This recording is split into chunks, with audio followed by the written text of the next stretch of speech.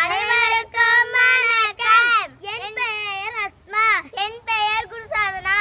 நாங்கள் 3ஆம் வகுப்பு படிக்கிறோம். நாங்கள் ஒரு கதை சொல்ல போகிறோம். அந்த கதை பெயர் என்ன தெரியுமா? நானும் விளையாடுவேனே.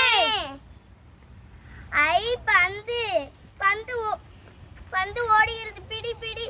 பந்து பந்து எங்கே போச்சு? ஐயோ, தண்ணீர் விழுந்து விட்டது. எப்படி எடுப்பது? ஐயோ, தண்ணீர் விழுந்து விட்டது. எப்படி எடுப்பது?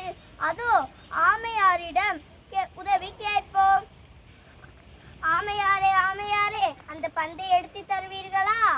பந்தா எங்கே? அதோ அங்கே தண்ணீரில் மிதக்கிறது. தண்ணீரில் மிதக்கிறதா? உடனே எடுத்து தருகிறேன்.